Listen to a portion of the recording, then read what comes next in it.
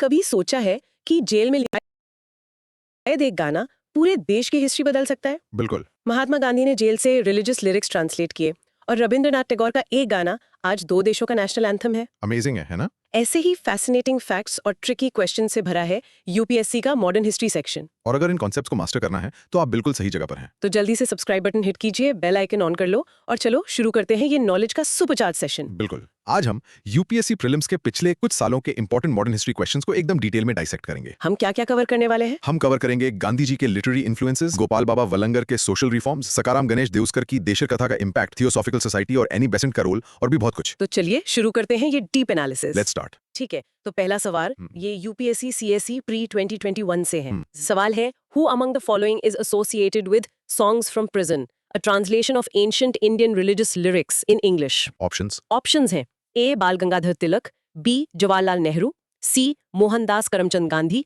और डी सरोजनी नायडू। ठीक है, और इसका ब्रॉड माइक्रो थीम है famous personalities and their literary works. Heading, Gandhi and the power of words in prison. तो देखो, सॉन्ग्स फ्रॉम प्रिजन असल में महात्मा गांधी द्वारा किया गया एक ट्रांसलेशन है। अच्छा, मतलब ये उनकी ओरिजिनल बुक नहीं थी? नहीं, बिल्कुल नहीं। जब वो 1930s में पूना की यरवाड़ा जेल में थे, तब उन्होंने एंशिएंट इंडियन रिलीजियस सॉन्ग्स और पोएम्स को इंग्लिश में ट्रांसलेट किया था। ये उनका स्पिरिचुअल साइड दिखाता है। ये तो बहुत अच्छी बात है, मतलब जैसे कोई एग्जाम प्रेशर जैसी टफ सिचुएशन में हो और वो अपने फेवरेट मोटिवेशनल सॉन्ग सुनता है टू फील बेटर। एग्जैक्टली। आज शेयर किया, सिंपल है ना? एकदम। चलो अब इसका डीप ऑप्शन एनालिसिस करते हैं। हाँ। पहला क्वेश्चन स्टैम्प चेक। कीवर्ड है associated with songs from prison, मतलब डायरेक्ट लिंक पूछा गया है। ठीक है। अब करते हैं स्टेटमेंट सर्जरी। ऑप्शन ए है बाल गंगाधर तिलक, ये गलत है। क्यों?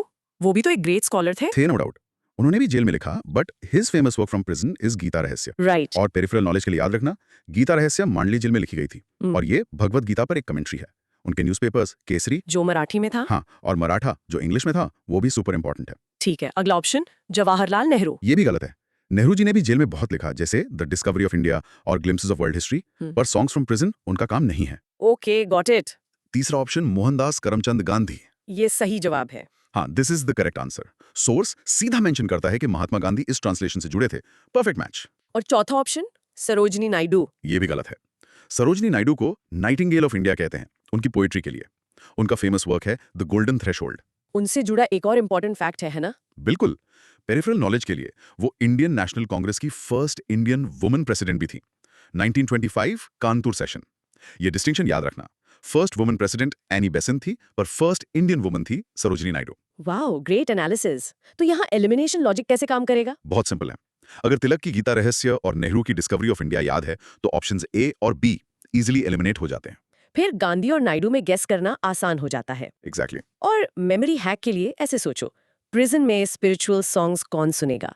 शांति और अहिंसा वाले Gandhi ji. Simple connection. So a mini recap, songs from prison is Mahatma Gandhi और बाकी ऑप्शंस के लिटरेरी वर्क्स भी अगली बार के लिए याद रखना। Fantastic start. चलो नेक्स्ट क्वेश्चन पे चलते हैं। ये यूपीएससी सीएसई प्री 2020 से है और सोशल रिफॉर्म पर है। हाँ, ये बहुत इंटरेस्टिंग है। सवाल है, द मंथली जर्नल वाइटल विध्वंसक, the first monthly journal to have the untouchable people as its target audience, was published by options हैं। A. Gopal Baba Valankar, B.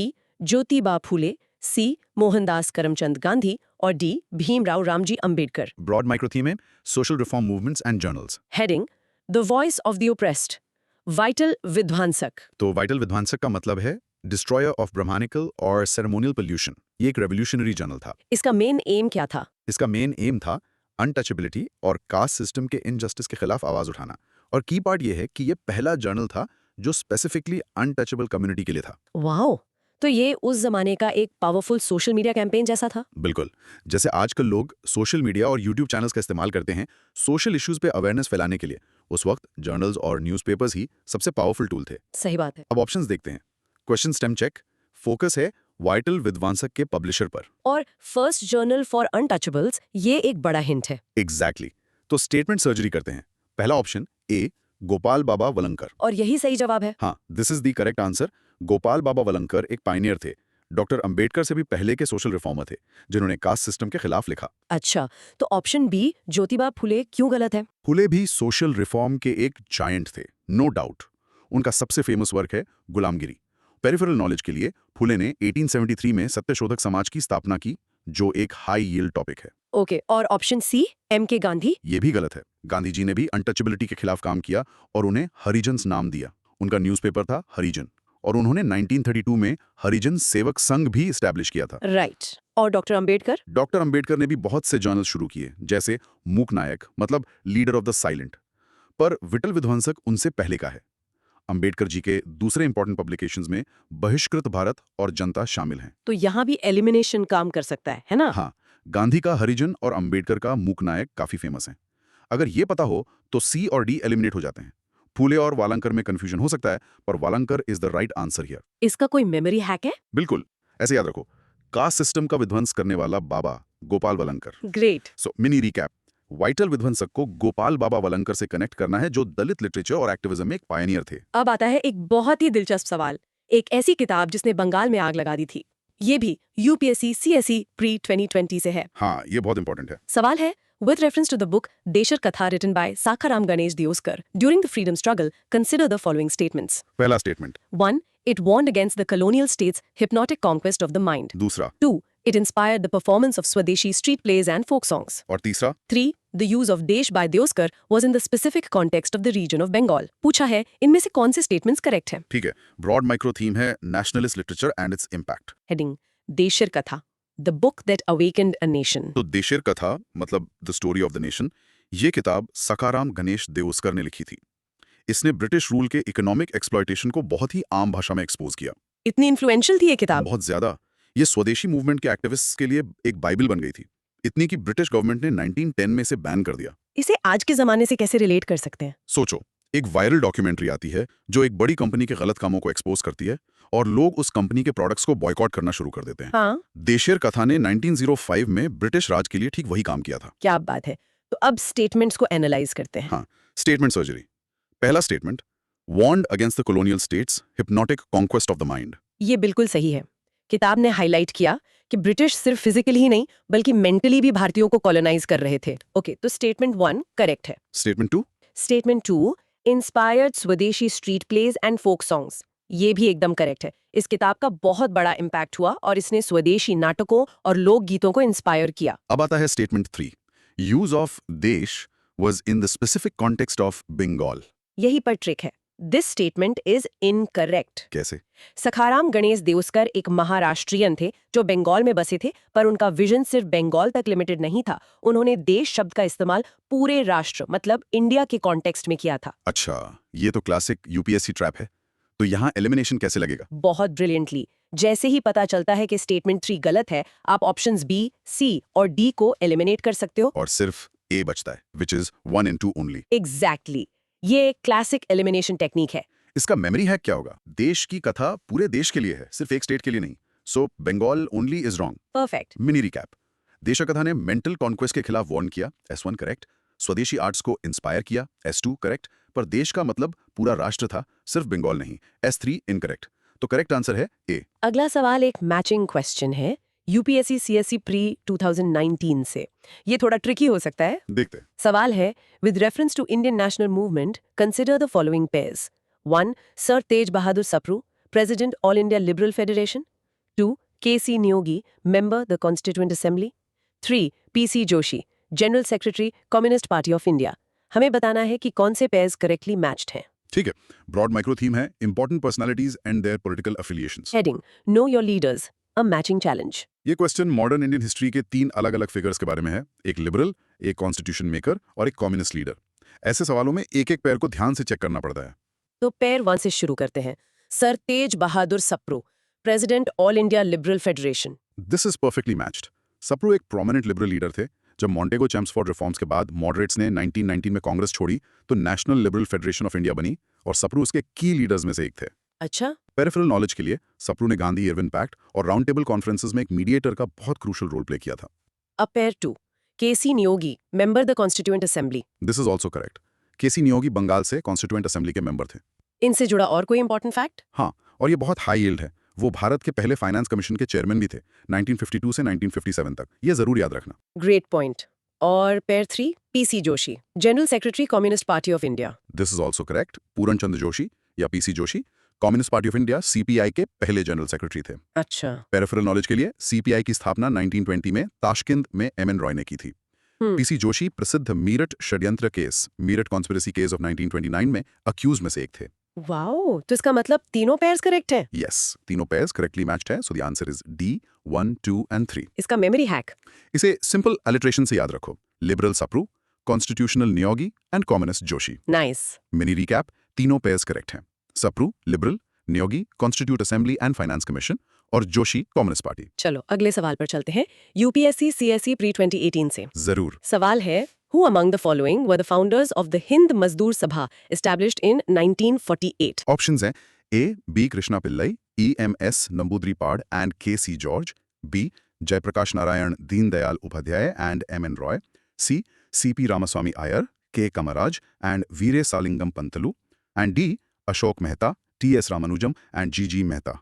Broad macro theme है labour and trade union movements. Heading the rise of the Hind Mazdoor Sabha. तो इसका concept क्या है? देखो, आजादी के बाद trade union movement political lines पर बढ़ गया। All India trade union Congress यानी AITUC पर कम्युनिस्ट्स का दबदबा था। तो सोशलिस्ट्स ने अपनी अलग यूनियन बनाने का सोचा। एग्जैक्टली इसी वजह से 1948 में हिंद मजदूर सभा HMS बनी। ये एक socialist led trade union federation थी। ओके, तो हमें फाउंडर्स को आइडेंटिफाई करना है। हाँ, तो ऑप्शन ए में जो नाम है बी कृष्णा पिल्लई, EMS नंबूद्रीपाड़, ये सब कम्युनिस्ट मूवमेंट से जुड़े थे, AITUC से, HMS से नहीं। Option B. ये एक मिक्स्ड बैग है। जयप्रकाश नारायण तो सोशलिस्ट थे, पर दीनदयाल उपाध्याय भारतीय जनसंघ से थे और MN रॉय एक रेडिकल ह्यूमनिस्ट बन गए थे। सो ये कॉम्बिनेशन गलत है। और सी भी गलत है। हाँ, तो सही जवाब है D Ashok Mehta, TS Ramanujam and G Mehta. Ashok Mehta एक प्रोमिनेंट सोशलिस्ट लीडर थे और इसके फॉर्मेशन में की फिगर थे। तो की कनेक्शन है हिंद मजदूर सभा और सोशलिस्ट लीडर्स। बिल्कुल। अच्छा, पेरिफेरल नॉलेज के लिए, भारत का पहला ट्रेड यूनियन था मद्रास लेबर यूनियन, जिसे 1918 में BP वाडिया ने बनाया था। और पहली ऑल इंडिया ट्रेड यूनियन? वो थी AITUC, 1920 में बनी, जिसके पहले प्रेसिडेंट लाला लाजपत राय थे। फिर कांग्रेस ने 1947 में INTUC बनाई। तो ऑर्डर है AITUC, INTUC और फिर HMS। इसका मेमोरी हैक क्या होगा? HMS को सोचो हमारे सोशलिस्ट मजदूर, H for Hind, S for socialist. बढ़िया। मिनी रिकैप, हिंद मजदूर सभा एक सोशलिस्ट ट्रेड यूनियन थी जिसे अशोक मेहता और अन्य लोगों ने स्थापित किया था। जबरदस्त। अगला सवाल क्रोनोलॉजी पर है 2018 से। ये टफ हो सकते हैं। हाँ, इनमें डेट्स याद रखनी पड़ती हैं। सवाल है, consider the following events. 1. The first democratically elected Communist Party government formed in a state in India. 2. India's then largest bank, Imperial Bank of India, was renamed State Bank of India. 3. Air India was nationalized and became the national carrier. 4. Goa became a part of independent India. इनका correct chronological sequence बताना है। ठीक है, heading sequencing modern India's history. तो approach क्या होनी चाहिए? Best तरीका है हर इवेंट का ईयर आइडेंटिफाई करना और फिर अरेंज करना। ओके, तो करते हैं। पहला, first communist government in a state. ये केरल में 1957 में हुआ। EMS नंबूदिरीपाड़ मुख्यमंत्री बने। दूसरा, इंपीरियल बैंक का नाम SBI हुआ। ये 1955 में हुआ। तीसरा, एयर इंडिया का नेशनलाइजेशन। ये 1953 में हुआ था। और चौथा, गोवा भारत का हिस्सा बना। भारत ने ऑपरेशन विजय के जरिए 1961 में गोवा को पुर्तगालियों से आजाद कराया। तो हमारे पास ईयर्स है। इवेंट 3 1953, इवेंट 2 1955, इवेंट 1 1957 और इवेंट 4 1961। तो सीक्वेंस हुआ 3214। परफेक्ट। और ये ऑप्शन बी से मैच करता है। ग्रेट। पेरिफेरल नॉलेज के लिए, इंपीरियल बैंक ऑफ इंडिया खुद 1921 में 3 प्रेसिडेंसी बैंकों को मर्ज करके बना था। और गोवा लिबरेशन डे 19 दिसंबर को मनाया जाता है। सही। और एलिमिनेशन के लिए, अगर सिर्फ ये भी पता हो कि गोवा की आजादी 1961 सबसे आखिर में हुई, तो भी ऑप्शंस ए और सी एलिमिनेट हो जाते हैं। इसका मेमोरी हैक? एक टाइमलाइन बनाओ। Air travel 53, banking 55, communism in Kerala 57, Goa's freedom 61। Mini recap, correct sequence है 3214। Air India 1953, SBI 1955, Kerala gov 1957 और गोवा लिबरेशन 1961। बहुत बढ़िया ब्रेकडाउन। चलो अगला सवाल देखते हैं। यूपीएससी CSE प्री 2018 से। ये एक बहुत प्रसिद्ध स्वतंत्रता सेनानी के बारे में है। ठीक है। सवाल है, he wrote biographies of Mazzini, Garibaldi, Shivaji and Sri Krishna, stayed in America for some time and was also elected to the Central Assembly. He was A. Aurobindo Ghosh, B. Bipin Chandra Pal, C. Lala Lajpat Rai, D. Motilal Nehru. ये classic personality identification question है। Heading the lion of Punjab, identifying Lala Lajpat Rai. तो इसमें clues को connect करना है। हाँ, तो option A Aurobindo Ghosh गलत है, वो बाद में एक स्पिरिचुअलिस्ट बन गए थे। ऑप्शन बी बिपिन चंद्र पाल, ये भी गलत है। और डी मोतीलाल नेहरू, वो भी गलत है। वो नेहरू रिपोर्ट 1928 के लिए जाने जाते हैं, इन बायोग्राफीज के लिए नहीं। तो सही जवाब है सी लाला लाजपत राय। ये सारे क्लूज उन पर कैसे फिट होते हैं? देखो, उन्हें पंजाब केसरी कहते थे। उन्होंने मजीनी और गैरिबाल्डी जैसी हस्तियों की इंस्पिरेशनल बायोग्राफीज लिखी। वो 1914 से 1919 तक यूएसए में रहे और वहां Indian home rule league of America की स्थापना की और वो सेंट्रल लेजिस्लेटिव असेंबली के लिए भी चुने गए थे। सारे क्लूज परफेक्टली मैच करते हैं। तो कि ये है कि सारे क्लूज एक साथ एक ही व्यक्ति की तरफ इशारा कर रहे हैं। बिल्कुल। पेरिफेरल नॉलेज के लिए 1928 में साइमन कमीशन का विरोध करते हुए लाठीचार्ज में घायल होने के बाद उनकी मृत्यु हो गई थी। हाँ, और वो 1920 में AITUC के पहले अध्यक्ष भी थे। करेक्ट। Memory hack. सोचो Lalaji's literature and legislative career after a long stay in America. L letter सारे डॉट्स कनेक्ट करता है। Great hack. Mini recap. Biographies लिखना, अमेरिका में रहना और सेंट्रल असेंबली के लिए चुना जाना, ये सब मिलकर लाला लाजपत राय को आइडेंटिफाई करते हैं। शानदार। अब एक सवाल, एक बहुत प्रभावशाली महिला पर, UPSC CSC प्री 2013 से। एनी बेसेंट पर। हाँ, सवाल है, Annie Besant was 1. responsible for starting the home rule movement, 2. the founder of the Theosophical Society, 3. once the president of the Indian National Congress. हमें करेक्ट स्टेटमेंट्स बताने हैं। ठीक है। Heading decoding Annie Besant's legacy. तो पहला statement, responsible for starting the home rule movement. ये correct है। उन्होंने सितंबर 1916 में all India home rule league launch की थी। तिलक ने अपनी लीग पहले अप्रैल 1916 में शुरू की थी, पर बेसेंट का मूवमेंट का कैरेक्टर पैन इंडिया था। ओके। दूसरा statement, the founder of the theosophical society. ये ही तो ट्रैप है। This is incorrect. Theosophical society की स्थापना न्यूयॉर्क में 1875 में मैडम ब्लावात्स्की और कर्नल ऑलकॉट ने की थी। एनी बेसेंट बाद में जुड़ी और इसकी प्रेसिडेंट बनी, पर वो फाउंडर नहीं थी। अच्छा, तो फाउंडर और पॉपुलराइजर में फर्क है। बिल्कुल। और तीसरा statement, once the president of the Indian national Congress, ये तो करेक्ट है। हाँ बिल्कुल करेक्ट है। वो 1917 में कैलकाटा सेशन में INC की प्रेसिडेंट बनी और वो ये पद संभालने वाली पहली महिला थी। तो क्योंकि स्टेटमेंट 2 गलत है, हम ऑप्शंस बी और डी को एलिमिनेट कर सकते हैं। एग्जैक्टली। और क्योंकि स्टेटमेंट 1 और 3 करेक्ट हैं, तो आंसर है सी। इससे जुड़ा पेरिफेरल नॉलेज। एनी बेसेंट के न्यूज़पेपर्स न्यू इंडिया और कॉमनवील होम रूल मूवमेंट के लिए बहुत जरूरी थे और थियोसॉफिकल सोसाइटी का हेडक्वार्टर्स अडियार मद्रास में था। Memory hack. याद रखो, Besant was not the boss at the start. वो थियोसॉफिकल सोसाइटी की फाउंडर नहीं थी, पर वो 1917 में INC की प्रेसिडेंट बॉस थी। Cool. Mini recap. Annie Besant ने होम रूल मूवमेंट शुरू किया, S1 करेक्ट, और INC की प्रेसिडेंट थी, S3 करेक्ट, पर वो थियोसॉफिकल सोसाइटी की फाउंडर नहीं थी, S2 इनकरेक्ट। आंसर है C, 1 and 3 ओनली। चलो मोमेंटम बनाए रखते हैं। अगला सवाल, UPSC 2011 से, गांधी जी के इन्फ्लुएंसेस पर। हाँ। सवाल है, Mahatma Gandhi said that some of his deepest convictions were reflected in a book titled Unto This Last, and the book transformed his life. What was the message from the book that transformed Mahatma Gandhi? ये बहुत गहरा सवाल है। Heading, the book that changed Gandhi, unto this last. तो ये किताब किसके बारे में थी? Unto this last John Ruskin की इकोनॉमी पर एक किताब है। गांधी जी ने इसे 1904 में पढ़ा और वो इतने प्रभावित हुए कि उन्होंने अपनी जिंदगी इसके हिसाब से बदलने का फैसला किया। उन्होंने इसका ट्रांसलेशन भी किया था, है ना? हाँ, उन्होंने इसे गुजराती में ट्रांसलेट किया और नाम दिया सर्वोदय, जिसका मतलब है सबका कल्याण। तो बुक का कोर मैसेज क्या था? ऑप्शंस देखते हैं। A. Uplifting the oppressed and poor is the moral responsibility of an educated man. ये गांधीयन प्रिंसिपल है, पर रस्किन की किताब का कोर एसेंस नहीं है। B. The good of individual is contained in the good of all. ये Gandhian principal के साथ साथ रस्किन की किताब का भी कोर मैसेज है। C. The greatest pleasure is self-sacrifice. नहीं, ये गांधीयन प्रिंसिपल के साथ साथ रस्किन की किताब का भी कोर मैसेज है। D. The purpose of work is productivity and profit. नहीं, ये रस्किन की किताब का कोर मैसेज नहीं है और गांधीयन प्रिंसिपल में भी सही नहीं है। तो 100% करेक्ट आंसर है B. This is a direct match. यही सर्वोदय का सिद्धांत है। ये सबसे एक्यूरेट ऑप्शन है। The life of celibacy and spiritual pursuit are essential for a noble life. ये भी गांधी जी के लिए इंपॉर्टेंट था, पर अनटू दिस लास्ट का सेंट्रल मैसेज नहीं था। तो इसका मतलब D. All statements are correct भी गलत है। हाँ, तो की ये है कि सबसे एक्यूरेट और सेंट्रल मैसेज ढूंढना है, जो कि ऑप्शन बी है। गांधी जी पर और किन लोगों का प्रभाव था? रस्किन के अलावा वो लियो टॉल्स्टॉय और हेनरी डेविड थोरो से भी बहुत प्रभावित थे। Memory hack. Unto this last मतलब आखिरी इंसान तक के बारे में सोचना। So the good of all ही कोर मैसेज है। Mini recap. Unto this last का सेंट्रल मैसेज था कि व्यक्ति की भलाई सबकी भलाई में नहीं थे। Option B is correct.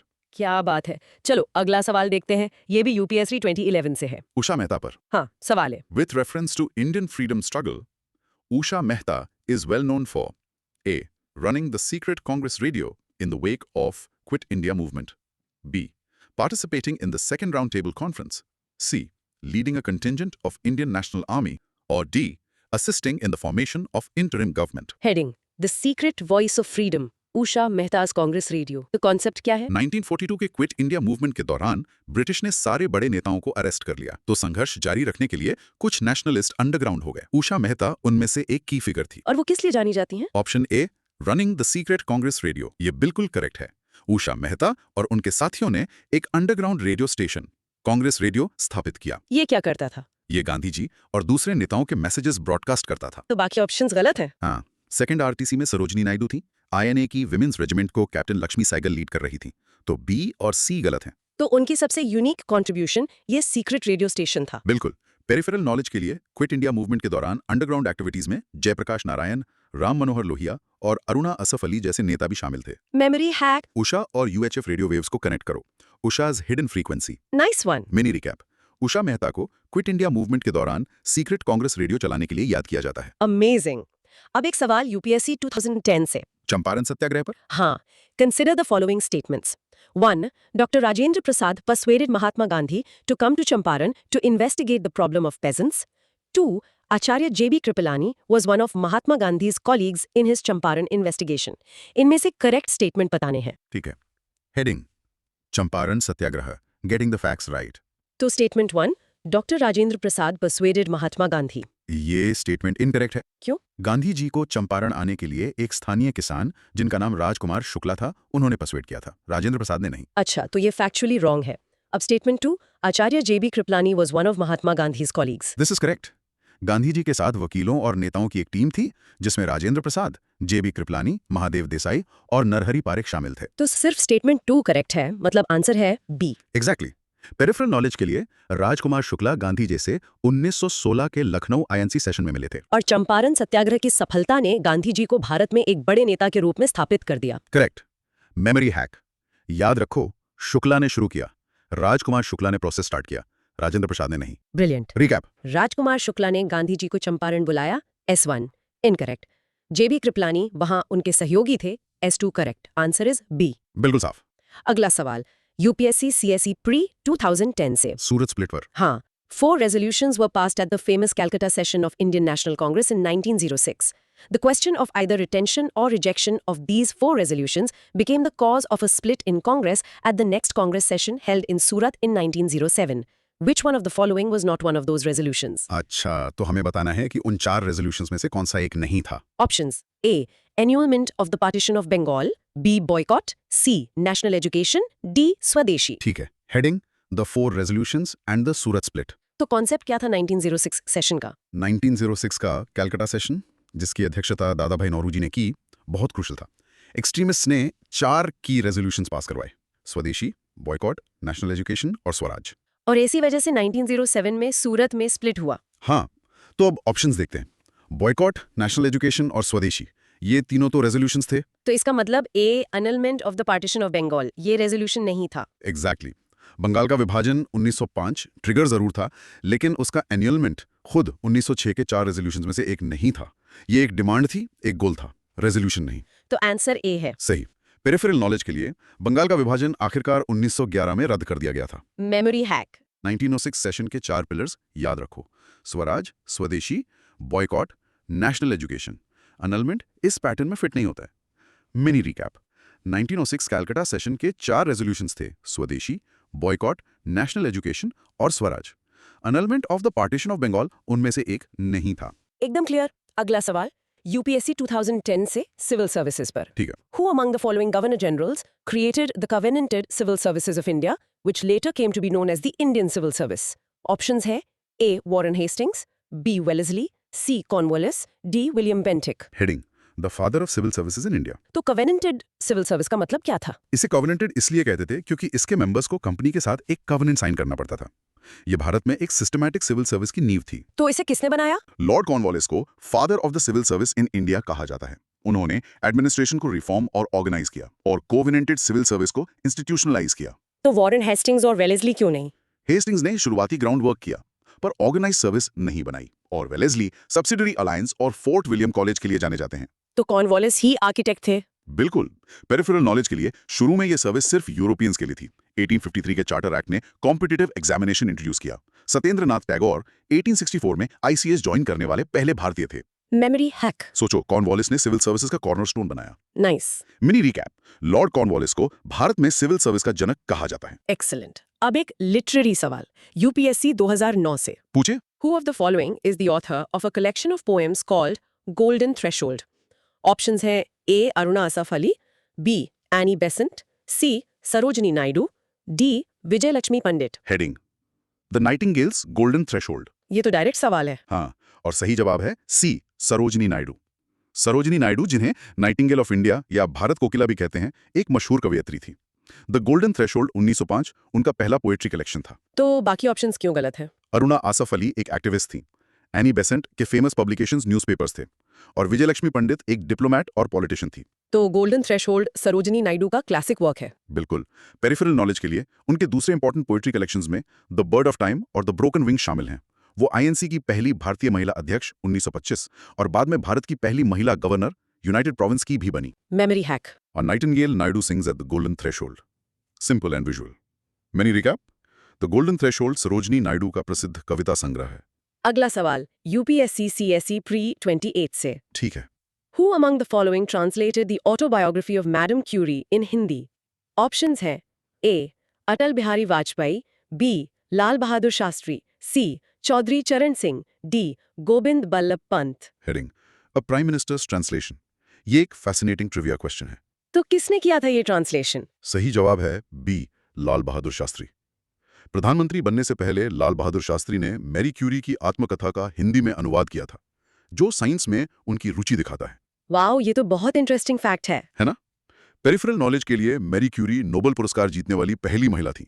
इसे 2 बार जीतने वाली पहली व्यक्ति थी और 2 अलग-अलग साइंटिफिक फील्ड्स में इसे जीतने वाली एकमात्र व्यक्ति थी। इसका मेमोरी हैक? शास्त्री जी का नारा था, जय जवान जय किसान। हम इसमें एक छिपा हुआ जय विज्ञान जोड़ सकते हैं, जो इस ट्रांसलेशन से दिखता है। बढ़िया। Mini recap.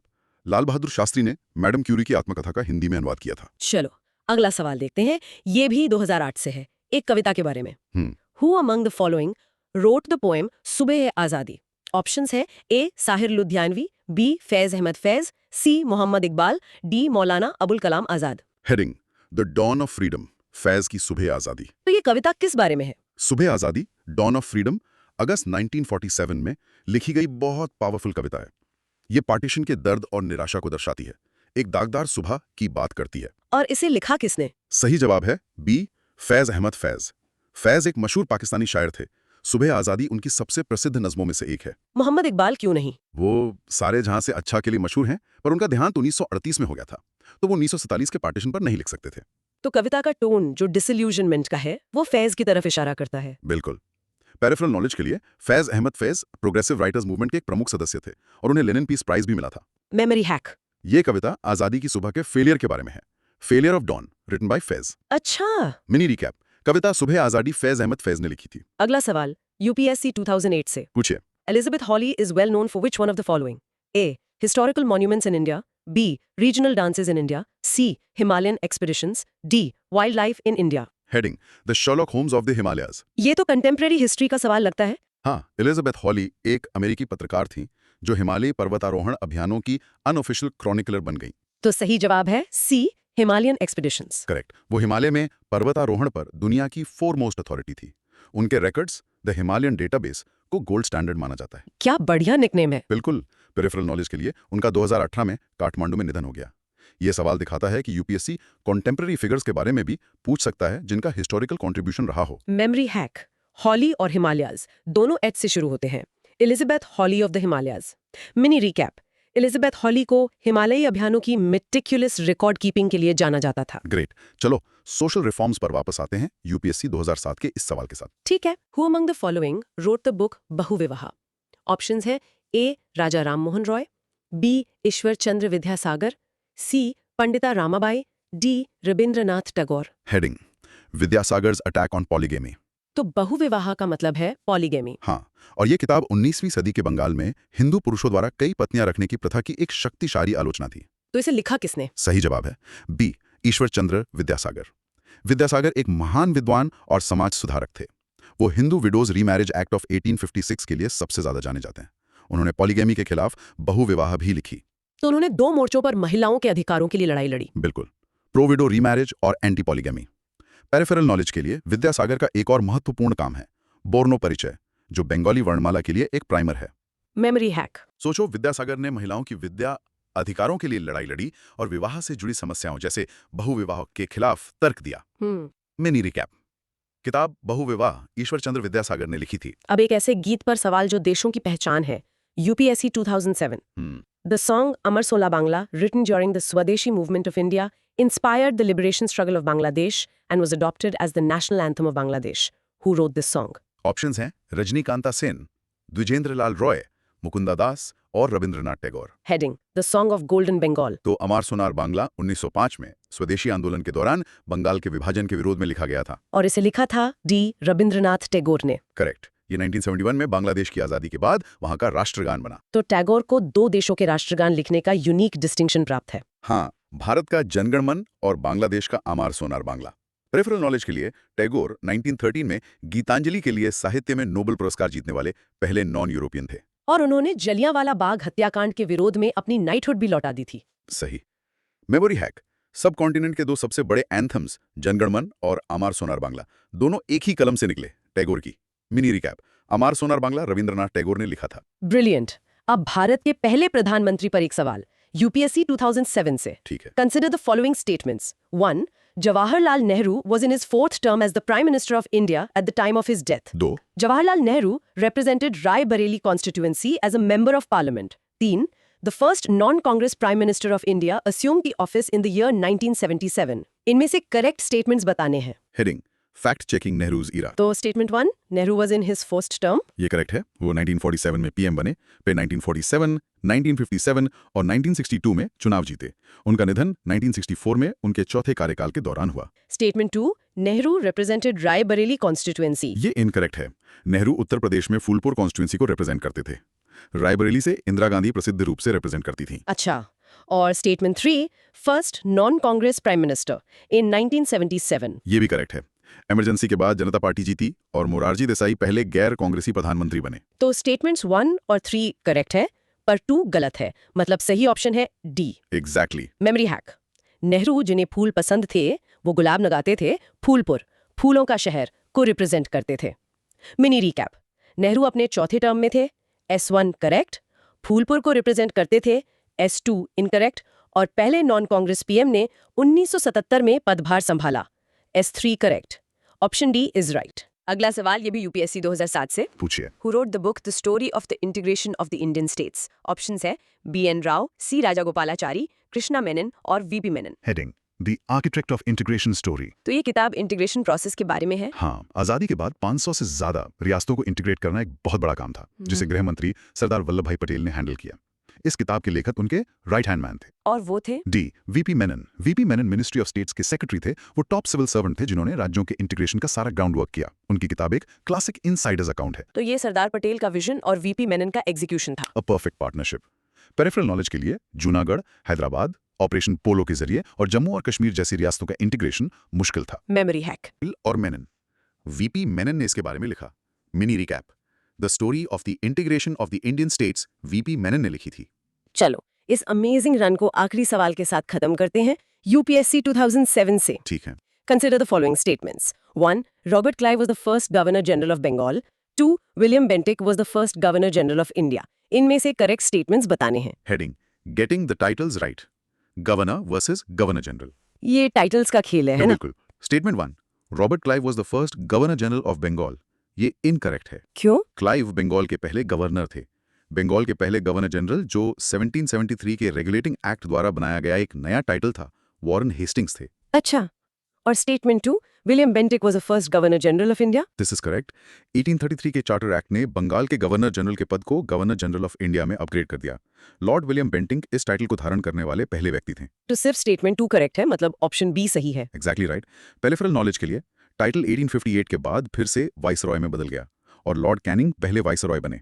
सीक्वेंस याद रखो: 1. Governor of Bengal Clive, 2. Governor general of Bengal Warren Hastings, 3. Governor general of India William Bentinck, 4. Viceroy lord Canning. इसका कोई मेमोरी हैक है? एक्रोनिम याद रखो: HBC।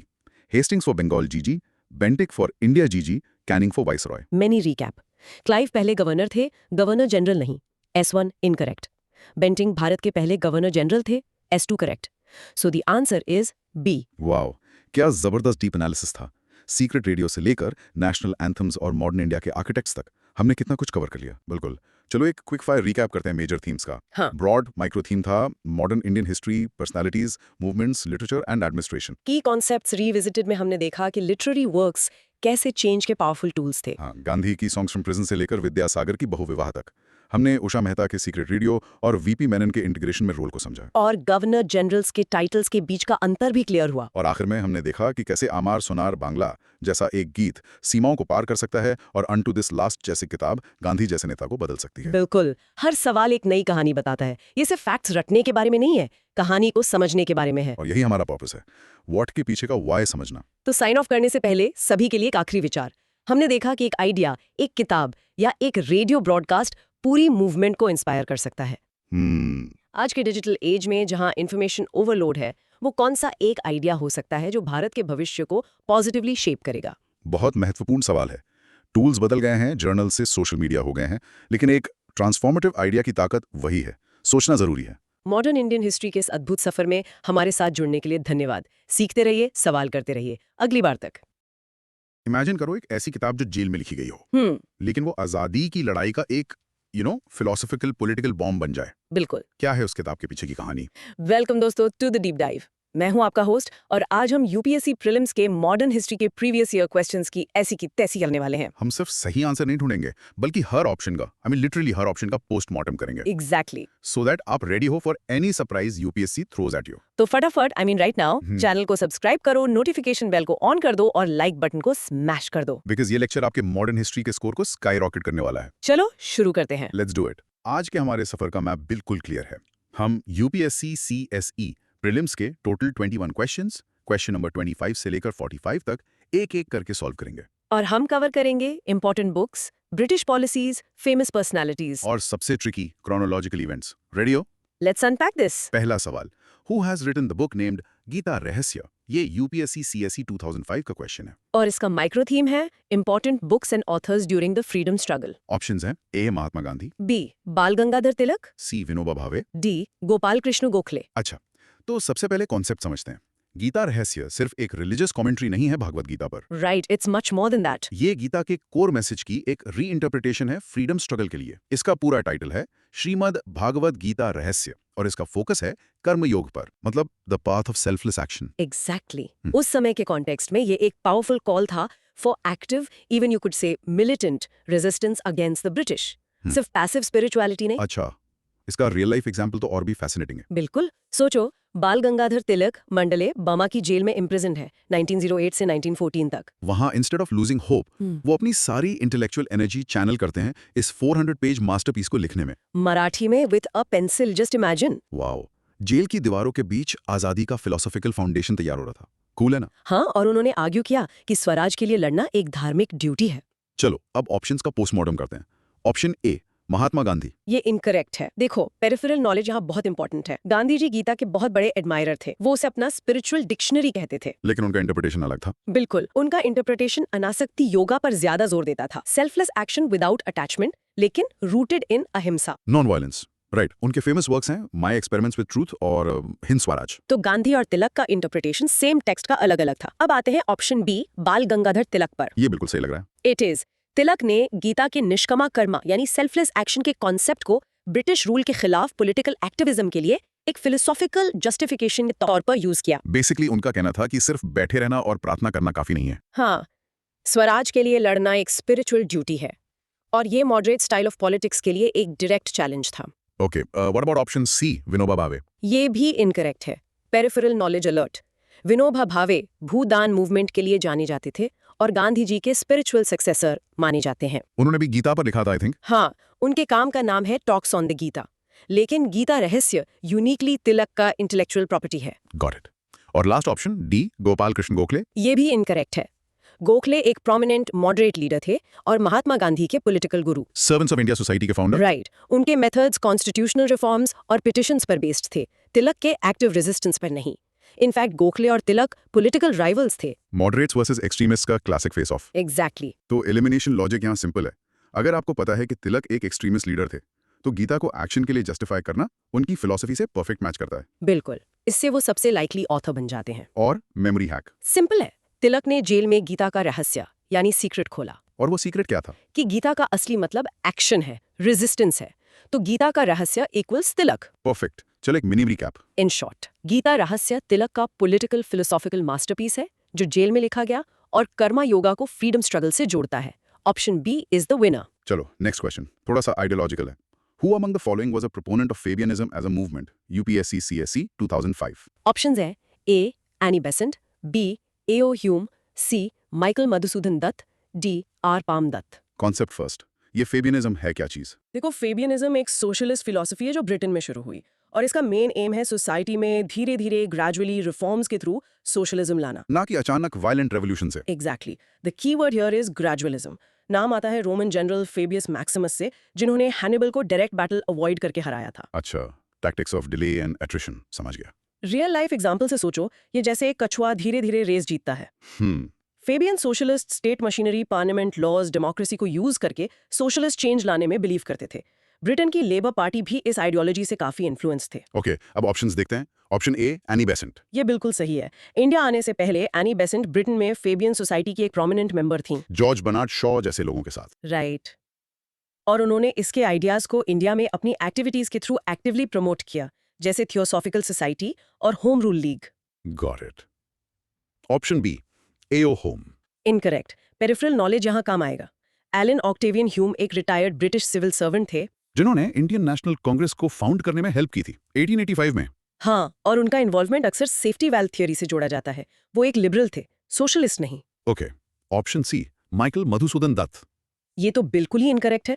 He was a famous 19th century Bengali poet and dramatist. Literature में अहम योगदान था। हाँ, उनका कंट्रीब्यूशन लिटरेचर में था, डायरेक्ट पॉलिटिकल आइडियोलॉजीज जैसे फेबियनिज्म में नहीं। He is completely out of context here. अच्छा, अब आते हैं ऑप्शन डी आर पैल्मे दत्त पर। ये एक ट्रैप ऑप्शन लग रहा है। ब्रिलियंट ट्रैप ऑप्शन है। देखो, Rajani Palme Dutt communist party of Great Britain के एक लीडिंग फिगर थे। तो वो रेवोल्यूशनरी मार्क्सिज्म, लेनिनिज्म यानी कम्युनिज्म के प्रोपोनेंट थे। एग्जैक्टली। कम्युनिज्म वायलेंट रेवोल्यूशन की बात करता है, कैपिटलिस्ट स्टेट को ओवरथ्रो करने के लिए, जो फेबियनिज्म के पीसफुल ग्रेजुअल अप्रोच का एकदम उल्टा है। एक एवोल्यूशन चाहता है, दूसरा रेवोल्यूशन। परफेक्ट। तो एलिमिनेशन लॉजिक यहाँ साफ है। हमें कांग्रेस फाउंडर हैं, मधुसूदन दत्त पोएट हैं।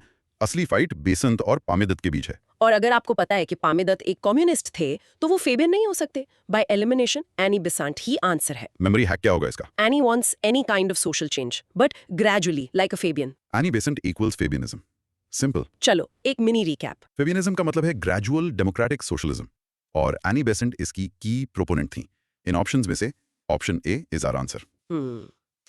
क्रोनोलॉजी वाले क्वेश्चंस हमेशा ट्रिकी होते हैं दोस्तों। Let's solve this one.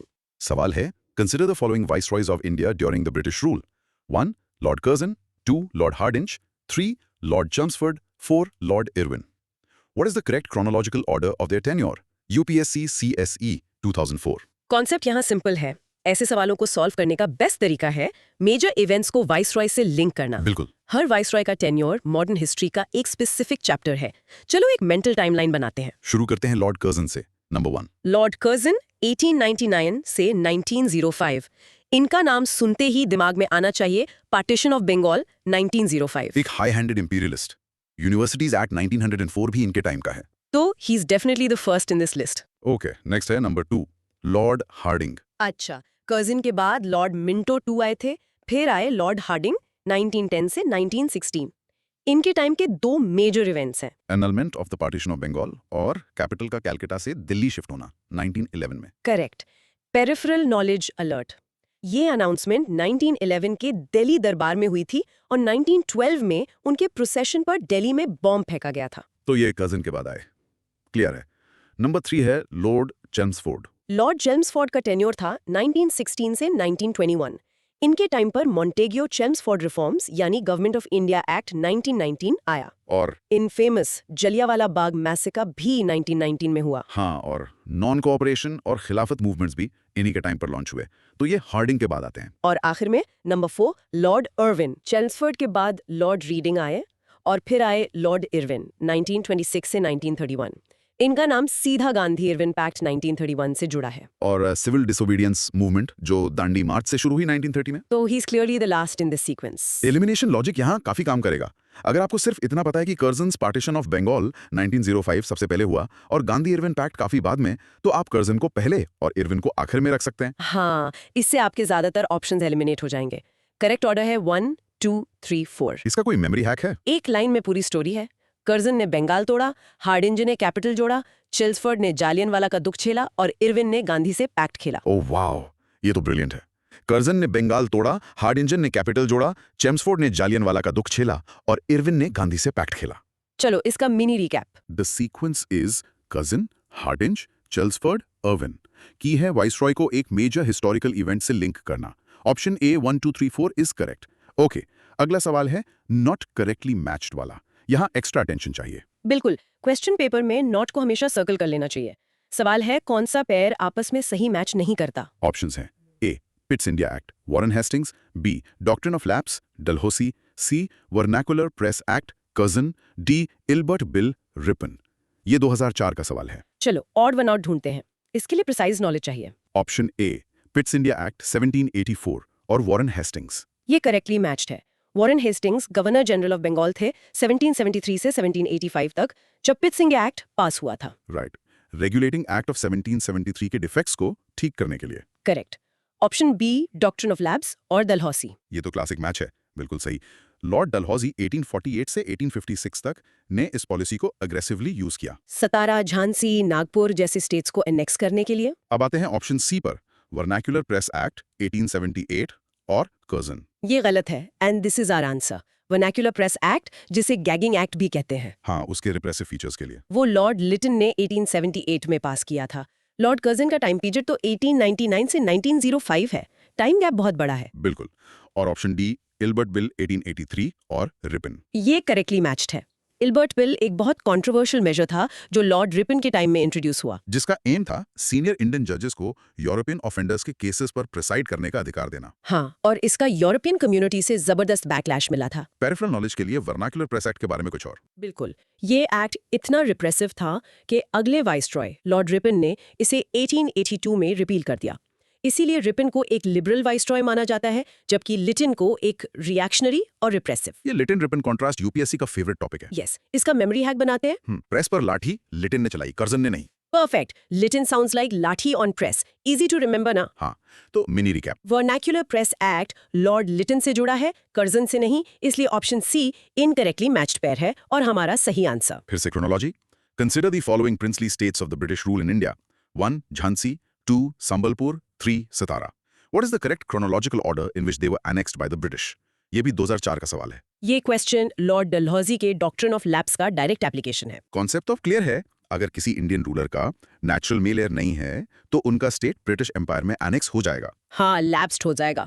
ये अग्रेसिव एक्सपेंशन का एक टूल था। तो चलो टाइमलाइन सही करते हैं। सबसे पहले कौन? सबसे पहले नंबर 3 सतारा 1848 में।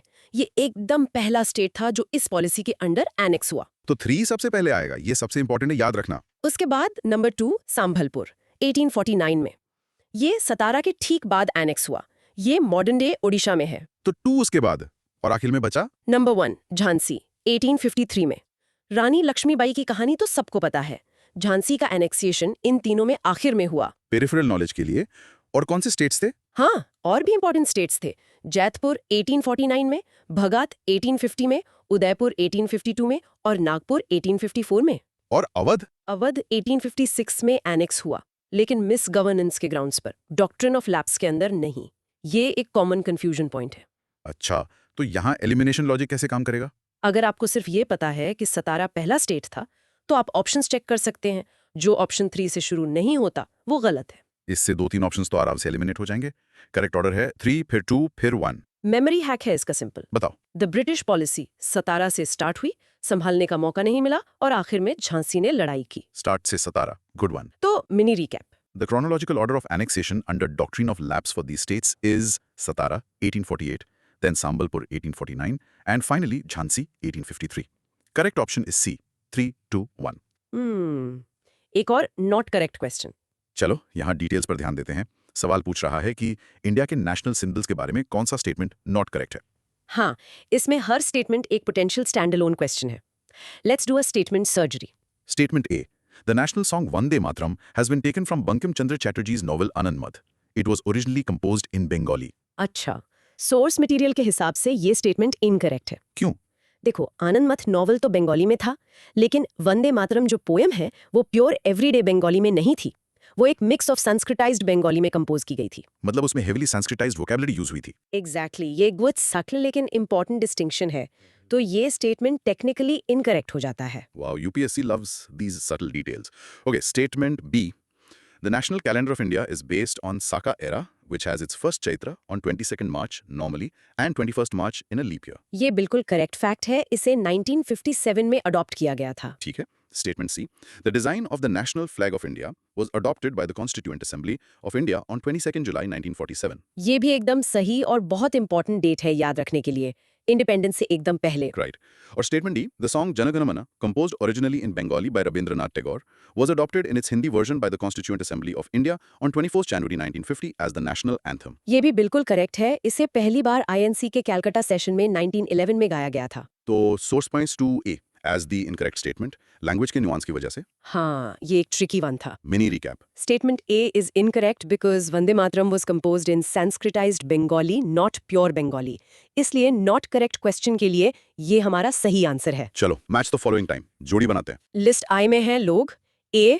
McDonald, B. लिंथलिथगो, C. Dalhousie, D. चेल्मसफोर्ड। और लिस्ट आई में है events 1 doctrine of lapse 2 communal award 3 August offer 4 dyarchy. Let's connect the dots logically. A McDonald. Ramsay McDonald British prime minister थे जिन्होंने 1932 में इन्फेमस कम्युनल अवार्ड अनाउंस किया था, जिससे माइनॉरिटी कम्युनिटीज को सेपरेट इलेक्टोरेट्स मिले इंक्लूडिंग द डिप्रेस्ड क्लासेस। हाँ, और इसके बाद गांधी और अंबेडकर के बीच पूना पैक्ट हुआ। तो A matches with 2। Okay. B Linlithgow. Lord Linlithgow world war 2 के दौरान वाइसरॉय थे, उनका टेन्योर सबसे लंबा था। और इंडियन कॉर्पोरेशन के लिए उन्होंने 1940 में ऑगस्ट ऑफर दिया। बिल्कुल, जिसमें डोमिनियन स्टेटस और वाइसरॉयज एग्जीक्यूटिव काउंसिल को एक्सपैंड करने का प्रॉमिस था। कांग्रेस ने रिजेक्ट कर दिया, सो बी मैचेस विद 3। ठीक है। सी डलहौजी। ये तो अब तक क्लियर हो गया होगा।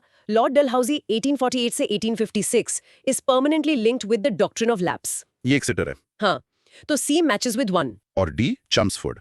द मॉन्टेग्यू-चम्सफोर्ड रिफॉर्म्स यानी government of India act of 1919 ने प्रोविंसेस में डायरकी का सिस्टम इंट्रोड्यूस किया। जिसमें सब्जेक्ट्स को रिजर्व्ड और ट्रांसफर्ड में डिवाइड किया गया था। Correct, so D matches with 4। तो करेक्ट कोड है A2 B3 C1 D4। चलो इसका भी मेमोरी हैक बनाते हैं। McDonald communal, Linlithgow August offer, Dalhousie lapse.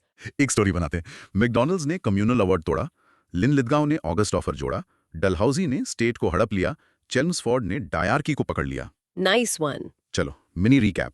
The correct pairs are McDonald's Communal Award, Linlithgow, August Offer, Dalhousie, Doctrine of Lapse, and Chelmsford, Diarchy. We are just getting started. अभी तो party शुरू हुई है। Let's move to the next question. हाँ, बिल्कुल। Partition का एक अजीब सा सवाल। At the time of partition of India, which one of the following provinces of British India came forward with a plan for a united and independent existence? UPSC CSE 2000. Options है A. Punjab, B. Assam, C. Bengal, D. Bihar. Concept first. यहाँ fascinating चीज यह है कि जब India और पाकिस्तान का dominant narrative चल रहा था, कुछ रीजनल लीडर्स एक थर्ड ऑप्शन एक्सप्लोर कर रहे थे। हाँ, कॉन्सेप्ट ये था कि अपनी प्रोविंस के पेनफुल पार्टीशन को अवॉइड किया जाए और एक अलग इंडिपेंडेंट कंट्री बना ली जाए। Separate from both India and Pakistan. Exactly. और ये आइडिया सबसे ज्यादा प्रोमिनेंट था बंगाल में। अच्छा। एक प्लान प्रपोज किया गया था for a united independent Bengal. इसका पेरिफेरल नॉलेज बहुत इंपॉर्टेंट है। इस प्रपोजल को शरद चंद्र बोस, सुभाष चंद्र बोस के बड़े भाई, हाँ, अ कांग्रेस लीडर, और हुसैन शाहिद सोहरावर्दी, जो उस वक्त बंगाल के मुस्लिम लीग प्रीमियर थे, दोनों सपोर्ट कर रहे थे। The idea was to create a sovereign nation of Bengal. Okay, अब ऑप्शंस देखते हैं। पंजाब। इम्पॉसिबल। पंजाब ने सबसे ब्रूटल और ब्लडी पार्टीशन झेला था। वहां कम्युनल लाइंस इतनी शार्प थीं कि यूनाइटेड इंडिपेंडेंट पंजाब का कोई रियलिस्टिक प्लान था ही नहीं। असम ही सही आंसर है। बिल्कुल। द यूनाइटेड बंगाल प्लान एक सीरियस पॉलिटिकल प्रपोजल था, भले ही वो फेल हो गया। और बिहार? इनकरेक्ट। बिहार एक हिंदू मेजॉरिटी प्रोविंस था और इंडिया के आइडिया में फर्मली इंटीग्रेटेड था। तो ये प्लान फेल क्यों हुआ? कांग्रेस की नेशनल लीडरशिप ने अपोज किया, हिंदू महासभा ने अपोज किया, क्योंकि उन्हें एक मुस्लिम मेजॉरिटी इंडिपेंडेंट बंगाल का डर था। और मुस्लिम लीग के एक बड़े सेक्शन ने भी, इंक्लूडिंग जिन्ना। हाँ, जिन्ना ईस्ट बंगाल को पाकिस्तान का हिस्सा बनाना चाहते थे। इसका मेमोरी हैक सिंपल है, बंगाल ने सोचा ना इधर ना उधर, हम बनाएंगे अपना घर। Good one. Mini recap. During partition, a plan for a united and independent Bengal was proposed by leaders like Sarad Bose and Surawardi, though it was ultimately unsuccessful. Option C is correct. एक global context का। At a time when empires in Europe were crumbling before the might of Napoleon, which one of the following governor generals kept the British flag flying high in India? UPSC CSE 1999. Let's connect this to the bigger picture. Napoleon के peak power का time मतलब रफली 1799 से 1815 British के लिए एक major threat perception था। उन्हें डर था कि फ्रेंच नेपोलियन के अंडर इंडिया पर अटैक कर सकते हैं। हाँ, या तो ओवरलैंड रूट से या टीपू सुल्तान जैसे इंडियन प्रिंसेस से अलायंस करके। तो उन्हें इंडिया में एक ऐसा गवर्नर जनरल चाहिए था जो डिफेंसिव नहीं बल्कि अग्रेसिव हो एक्सपेंशनिस्ट हो। और जो फ्रेंच इन्फ्लुएंस को रूथलेसली एलिमिनेट कर सके, और वो इंसान थे Lord Wellesley. Governor general from 1798-1805 exactly. उनका टेन्योर नेपोलियन के राइज टू पावर से परफेक्ट कोइंसाइड करता है। अब ऑप्शंस देखते हैं। तो लॉर्ड वेलेस्ली सही आंसर लग रहा है। हाँ, वही सही आंसर है। वेलेस्ली की पॉलिसी थी सब्सिडरी अलायंस सिस्टम। इसका मेन ऑब्जेक्टिव ही फ्रेंच इन्फ्लुएंस को इंडियन स्टेट से खत्म करना था। करेक्ट। और ब्रिटिश कंट्रोल बढ़ाना था।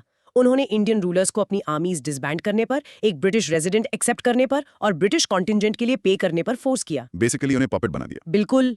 उन्होंने टीपू सुल्तान को फोर्थ एंग्लो माइसोर वॉर 1799 में हराया, जो प्रो फ्रेंच थे। वो एक आर्च इंपीरियलिस्ट थे। बाकी ऑप्शंस जैसे डलहौजी, कॉर्नवालिस, हेस्टिंग्स, उनका टाइम पीरियड नेपोलियन के पीक पावर से मैच नहीं करता। इसका मेमोरी है क्या होगा? जब यूरोप में था नेपोलियन का डर, इंडिया में वेलेस्ली ने बनाया अपना घर। वाह, it was like a parallel power के Wellesley was Britain's Napoleon in India. Exactly, aggressively expanding the empire. चलो mini recap. Lord Wellesley consolidated British power in India through policies like the subsidiary alliance, effectively countering the perceived threat from Napoleonic France. Option C is correct. एक और chronology puzzle. What is the correct sequence of the following events? 1. Tilak's Home Rule League. 2. Komagata-Maru incident. 3. Mahatma Gandhi's arrival in India. UPSC CSE 1998. चलो इनको एक timeline पे रखते हैं। ये सब एक बहुत छोटे से टाइम स्पैन में हो रहा है, इसलिए डेट्स क्रूशल है। सबसे पहले क्या? नंबर 2, कोमागाटा मारू इंसिडेंट। ये मई से सितंबर 1914 में हुआ था। ये वो जापानीज शिप वाला इंसिडेंट है ना? हाँ, कोमागाटा मारू शिप इंडियन इमिग्रेंट्स को मोस्टली सिक्स को लेकर जा रही थी। उन्हें कनाडा में एंट्री नहीं मिली और उन्हें वापस आना पड़ा। और जब शिप कलकत्ता वापस आई तो ब्रिटिश पुलिस के साथ कॉन्फ्रंटेशन हुई और बहुत से पैसेंजर्स मारे गए। इस इंसिडेंट से बहुत अप्रोर हुआ और रेवोल्यूशनरी सेंटिमेंट्स खासकर गदर पार्टी में और भड़के। तो ये सबसे पहले हुआ। ओके, उसके बाद? उसके बाद number 3, Mahatma Gandhi's arrival in India, January 1915। January 9, 1915 to be precise, जिसे अब प्रवासी भारतीय दिवस के रूप में मनाते हैं। बिल्कुल, ये कोमागाता मारू इंसिडेंट के बाद हुआ। और आखिर में number 1, Tilak's home rule league. Right, जेल से रिलीज होने के बाद बाल गंगाधर तिलक ने अपनी Indian home rule league April 1916 में बेलगांव में लॉन्च की। इस लीग का इन्फ्लुएंस मेनली महाराष्ट्र और कर्नाटक में था। हाँ, और पेरिफेरल नॉलेज के लिए एनी बेसेंट ने अपनी अलग all India home rule league बाद में सितंबर 1916 में शुरू की थी। तो तिलक की लीग गांधी जी के आने के बाद शुरू हुई। करेक्ट। तो सही सीक्वेंस है 2, फिर 3, फिर 1। इसका मेमोरी हैक। पहले जहाज कोमागातामारू में हुआ बवाल 1914, फिर गांधी जी ने इंडिया में रखा कदम 1915 और फिर तिलक ने घर होम रूम में मचाया धमाल 1916। Perfect timeline. Mini recap. The correct chronological sequence is Komagata-Maru incident 1914, followed by Mahatma Gandhi's arrival in India 1915, and then Tilak's Home Rule League 1916.